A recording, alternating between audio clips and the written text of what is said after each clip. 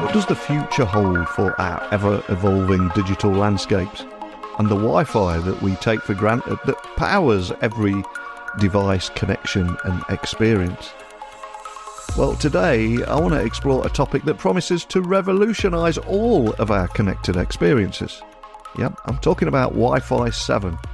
And today I'm going to be joined by Gary Newson, the EMEA Sales Director at NETGEAR, and he's going to help us demystify this cutting-edge technology.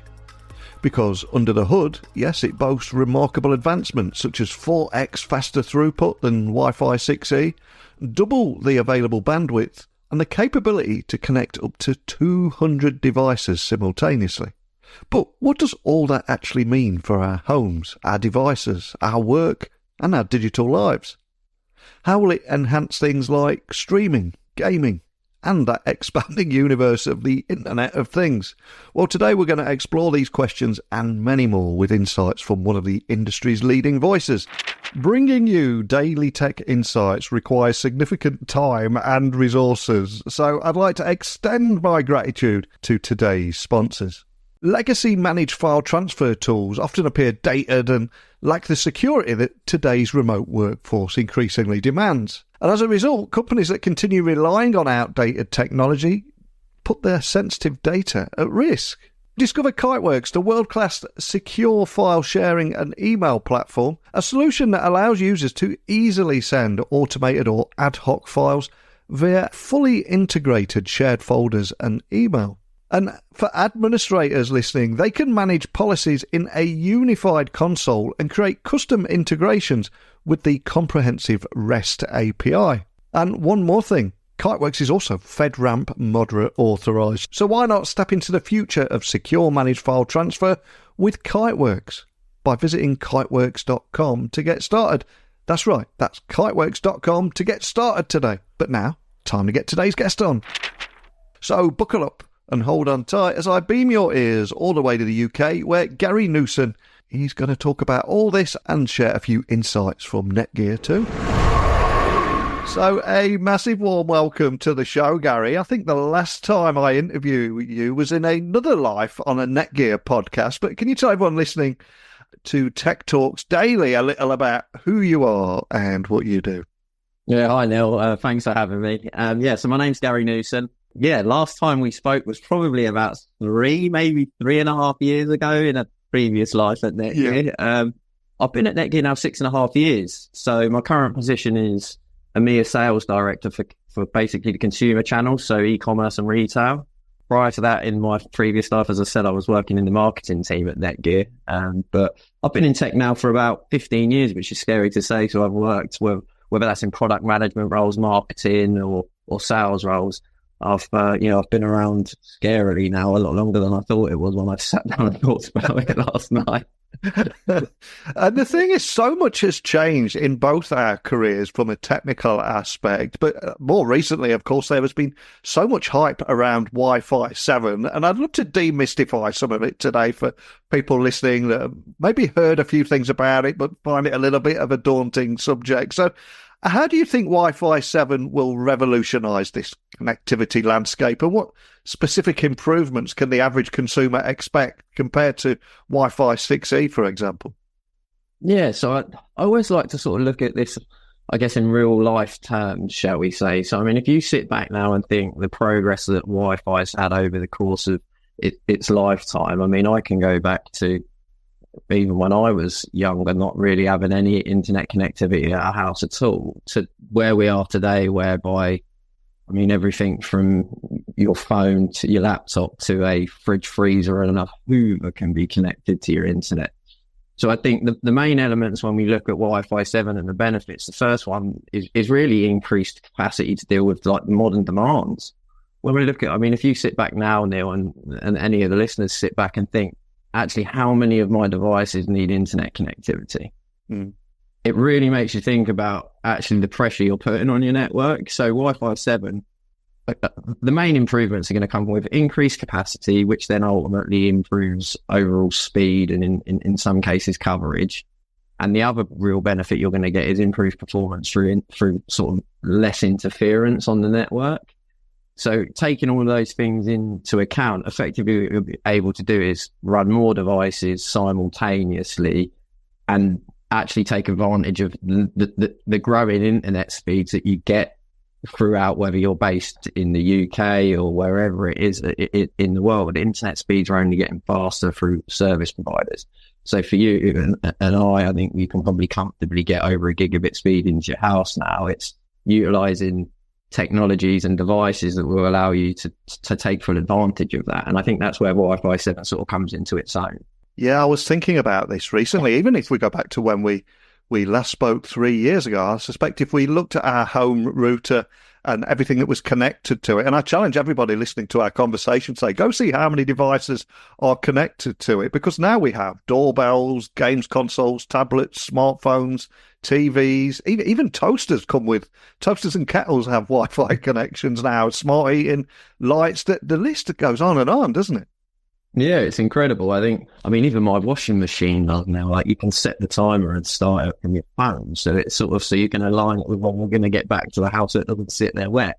But it's crazy when you think about it. I think last time we spoke, I remember looking at it in my Orbia. I think I was probably only at about 30, 40 connected devices a few years ago. I check now, I'm probably in excess of 80 to 100.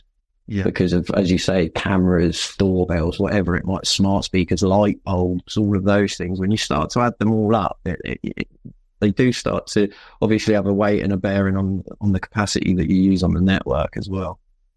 Yeah, that's something we don't talk about enough, how all these devices are competing for bandwidth when you go onto that Zoom call or Microsoft Teams call for the important work meeting. And from a technical aspect, I was reading about Wi-Fi 7's ability to provide 2x the available bandwidth with channels up to 320 megahertz wide. And for a lot of people listening, that will sound like Doc Brown in Back to the Future and think, great Scott. So I'm curious, what does the impact of this mean to everyday usage and for the everyday user? Yeah, so without getting overly technical with this, because I'm conscious we could end up going down a rabbit hole with this one, but effectively when we talk about the overall capacity of a network, which is what you're referring to there, and then the benefits of it, typically when you talk about things like smartphones and laptops, they have what is basically a 2x2 radio in which, if you're using a Wi-Fi 6 client currently, you'll be able to get probably 2.5 gigabit speed, or a maximum theoretical speed of 2.5 gigabits to those devices, whereas with Wi-Fi 7 clients you can get up to 5 gigabits of speed. When you look at the 320 megahertz operation, this basically is running at extremely low latency. So for the likes of consumers that will be gaming or streaming high definition content, that's where the benefit will come in, because you're not going to be having for your gaming extreme lagging, those types of things. The other element that we then need to look at, as we say about this, is the interference when you talk about Wi-Fi 7 and the theoretical speeds and sort of improvements. Wi-Fi 6 devices will benefit from lower interference, like even with your neighbours or other devices in your house. Wi-Fi 7 is a lot more efficient as a network, and you'll benefit from speed improvements there as well. And then, like we said before, just higher capacity in Wi-Fi 7 translates to higher speed. So this allows you to get smoother streaming, less jittering. Like you say, when you're on conference and video calls, having 2 or 3 going simultaneously, like I know in my house, me and my wife are on conference calls most of the day. What this will really then do is give you a much more stable connection. So when you talk about what the everyday usage is and the benefits are, it's really around going back to your first question and the points, it's going to be improved speed, improved stability of connection, and then having more devices being able to do that at once. So that's really where we come back to the overall crux of what benefit is there for a consumer. They're the baseline things, really. And one of the standout features of Wi-Fi 7 for me, especially based on a few of the comments we were talking about a few moments ago, is its capability to connect up to 200 devices simultaneously. So I'm curious, what do you think this means for the future of smart homes and IoT devices? Presumably there's going to be a lot more connections coming onto our networks, right?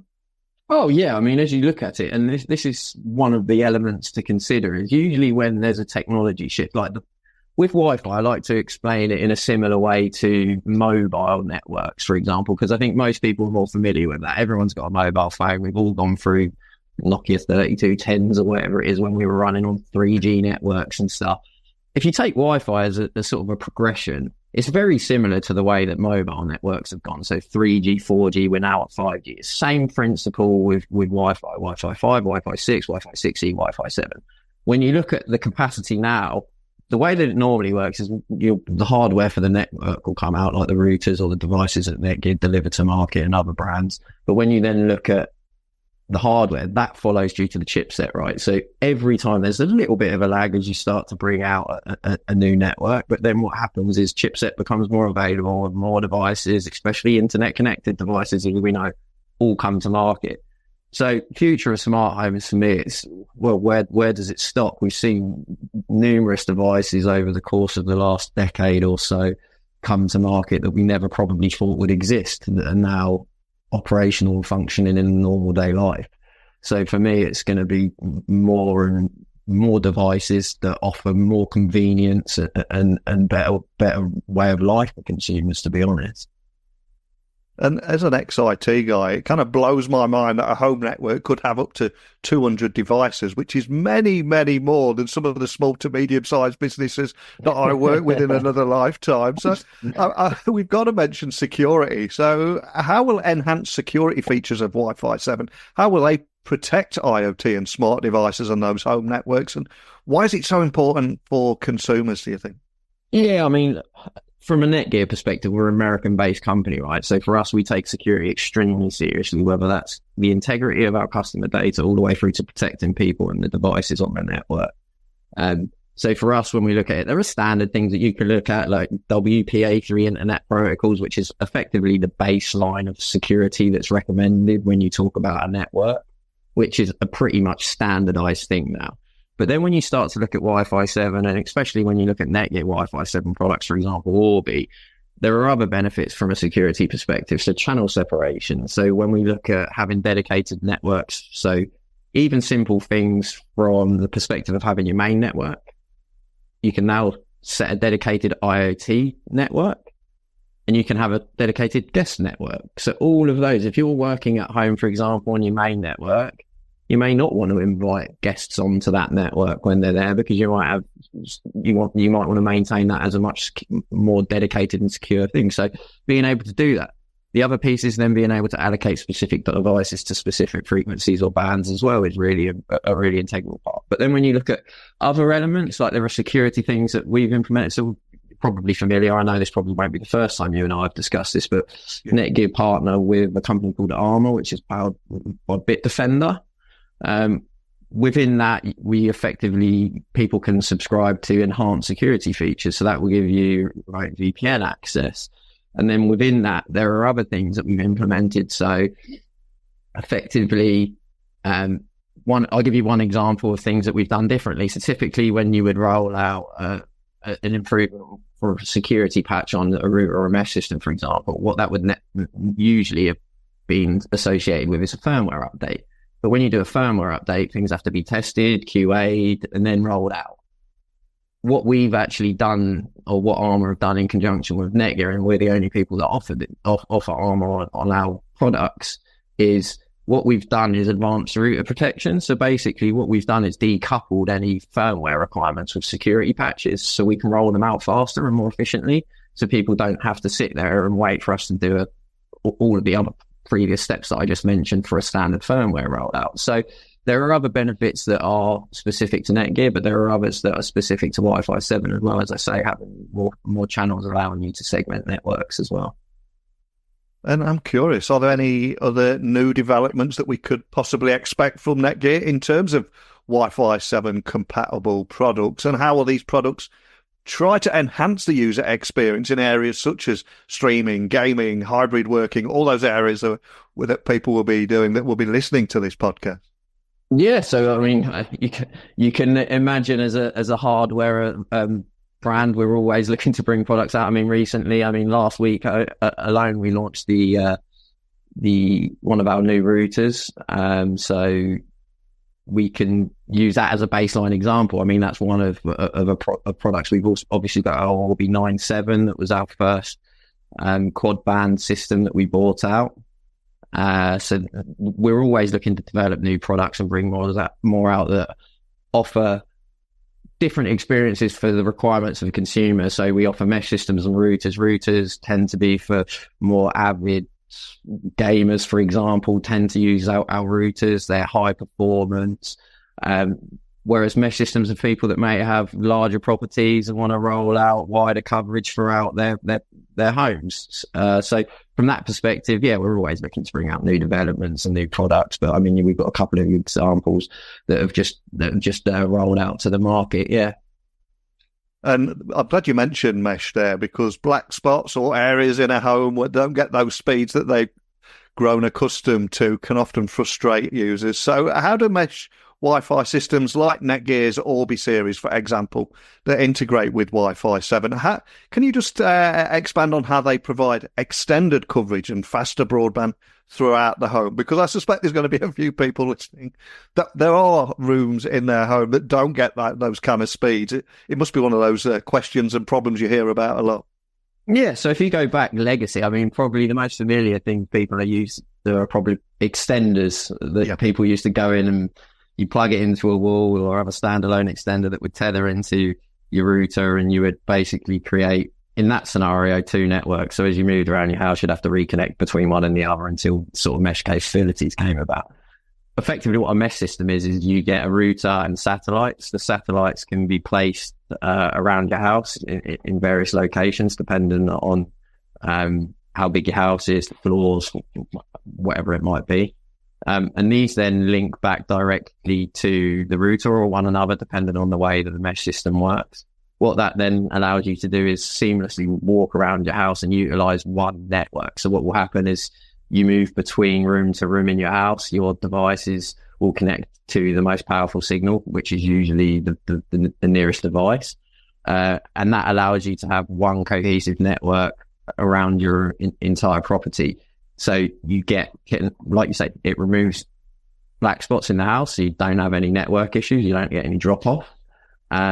And you also get a more seamless connection throughout, so you have a better overall experience when you're moving, because you're not having to reconnect to a different network whilst you're moving around the property, which seems crazy, but that was the way that networks worked at one point. A question I've got to ask is this around this transition to Wi-Fi 7. Are there any challenges that you foresee, or any conversations that you hear from customers? And how are you at NETGEAR preparing to address some of those challenges for both consumers and businesses? What are you hearing, and what are you preparing for here?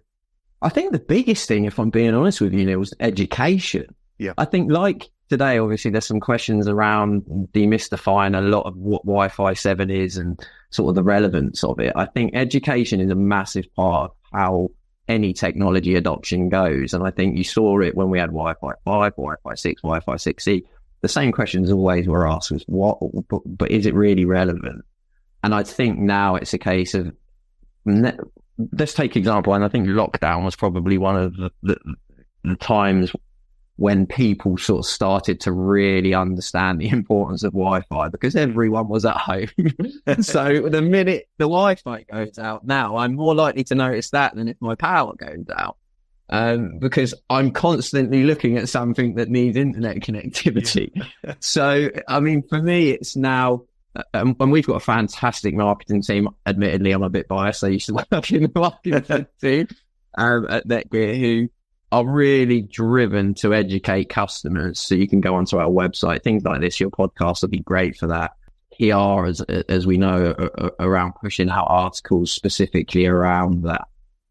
Into the mainstream media is really important, and I think that's the main thing. But ultimately, in the grander scheme of things, when we look at how for consumers and businesses Wi-Fi 7 will benefit them, it's going to give you a longer shelf life of your product. It's going to give you a future-proofed solution, because Wi-Fi 7 will be here for a long time now. As we see Wi-Fi 6 and Wi-Fi 6E, Wi-Fi 7 is the next thing. It will give you a much more robust connection for a longer period. So anyone looking to upgrade, I highly recommend Wi-Fi 7 as a future-proof solution for you, whether it's your business or your home. And technology never stands still. In fact, the pace of technological change seems to be moving faster than ever recently. So I've got to ask, how do you see the adoption of Wi-Fi 7 and Wi-Fi 7 itself? How do you see that evolving in the next year and beyond? Yeah, I mean, I think it's going to evolve pretty quickly. I mean, as I say, it wasn't that long ago, probably 3 years ago, that I was having discussions around the adoption of Wi-Fi 6 and Wi-Fi 6E, and look at where we are now. As it progresses, more devices, as I say, will come to market that Wi-Fi 7 compatible. So you usually start off with mobile devices, tablets, laptops, and then it starts to roll out wider than that as people start to develop their new hardware products, whether it's TVs or microwaves or whatever it is that you're looking at. I think over the course of the next year, or 12 to 18 months, adoption will increase significantly. Not only that, more devices and more hardware devices at Wi-Fi 7 will come out. So I think as that starts to come, it will become effectively the new norm. It will become the new baseline for Wi-Fi technology over the next 12 to 18 months for sure. Well, as always, it's an absolute pleasure to have you back on the podcast, sharing your insights around Wi-Fi 7. But before I let you go, I'm going to ask you to leave one final gift, or at least one final gift for everyone listening. I always ask my guests, especially with Wi-Fi 7 being so crucial to streaming content and consuming content right now, I ask my guests, is there a book that means something to you that you would recommend that we can add to our Amazon wish list, or a song that we could add to our Spotify playlist? Guilty pleasures are allowed, by the way, but what would you like to leave and why? Well, this is a tough one because I've got your podcast song list actually downloaded on my Spotify. So I sit there and I look through it, and there's some really good songs on there that people have previously selected. So it's a lot of pressure with this one. But I think if I have to choose one, I think there's a UK-based band called Jungle. I'm not sure if you're familiar with them. Highly recommend listening to their albums. I actually went with my wife to one of their concerts last week, actually. But one of their songs, Keep Moving, and if anyone's looking for something to sort of brighten their day, it's a really good sort of motivational, sort of enjoyable song. So I think Jungle, Keep Moving would be that, but any of their songs, to be honest, are great. I actually love Spotify. I think one of the things that I always do is share your year roundups. Yes. And music's one of my big loves in life, and I think it gives you the amount of minutes that you've listened to throughout the year. And I mean, most people are sending them over. I've got a group where we share them, and like people have got 30,000 minutes listened to. And last year, I think I was 128,000 minutes listened to. Wow. So I literally have music on most of the day, to be honest. So yeah, I would definitely recommend Jungle. They're a brilliant band if you've not listened to them before. Yeah, absolutely brilliant. And I think they completely rocked Glastonbury last week as well. But I've got to ask, you listened to 128,000 minutes of music here. What were the guilty pleasures that come out of that Spotify rap? Were there any surprises in there that you kind of wish weren't on there? But I'm just looking through my list as we speak. I've got Spotify open, and I listen to quite a lot of different music. I mean, one of the songs that I've been listening to quite a lot at the moment is Dire Straits, which is I've got quite an eclectic selection of music, but Dire Straits I listen to quite a bit, which is probably a little bit of a guilty pleasure of mine. But yeah, I mean, I don't think there's anything that would stand out to me as being I would be ashamed of telling anyone anyway. Love it. Well, I'll give you a little side mission for you here. If you go on Twitter, or X as it's called now, have a look for Russell Crowe set at Glastonbury last week. He did a Dire Straits cover. It was quite good as well. So there you go. Check that out. But we'll have a look, yeah. But for all things Wi-Fi 7, NETGEAR talked about today. Obviously, NETGEAR is a huge site, and I know you're doing a lot to demystify, and there's a lot of blogs around Wi-Fi 7. Is there anywhere in particular you would point everyone listening to find out more? Yeah, so obviously we've got our corporate website, so netgear.com. So you can go on there. We have regional sites for different languages as well. So by all means, go in and adjust to whatever region you're listening from. If you've got any information there. We do have other contact methods on there, so you can email us and get in contact there. We have all the social platforms as well. So Facebook, Instagram, all of those. So reach out to us on those as well. And then on LinkedIn also. So if anyone wants to look up NETGEAR on LinkedIn, or even myself, feel free to add me. If you've got any questions, ping me directly. And I would challenge everybody listening to this podcast today, go on your home router, see how many devices are actually connected and how Wi-Fi 7 might benefit you. And Gary, it's a pleasure always talking to you. I just cannot thank you enough for talking about this in a language everyone can understand, demystifying Wi-Fi 7 and helping everyone understand what it could mean for them as well, especially as we all have so many devices competing for bandwidth. But pleasure as always, Gary. Thanks again. Thank you for having me. So as we wrap up our discussion on Wi-Fi 7 with Gary Newson from NETGEAR, I think it's clear that this new standard is set to transform our digital environments, from its superior speed and capacity to its enhanced security features. Wi-Fi 7 looks poised to handle the increasing demands of smart homes and IoT devices, especially when you look at almost every home appliance from a toaster to a washing machine now comes with that internet-ready connection. And I love how NETGEAR's commitment to innovation is ensuring that their consumers will benefit from things like seamless connectivity and extended coverage, making future-proofing our networks more accessible than ever. And as I said in the interview, if the average home has got between 50 and 100 devices connected to their home network, all competing for bandwidth, and then compare that to the workplace of yesteryear in a small to medium-sized business, there are now more connected things inside our homes than in the workplace a few years ago. But what are your thoughts on the potential of Wi-Fi 7? How do you see it impacting your digital life? As always, share your insights, join the conversation, email me, techblogwriter@outlook.com, Twitter, LinkedIn, Instagram, @NeilCHughes. I'd love to hear your thoughts on that.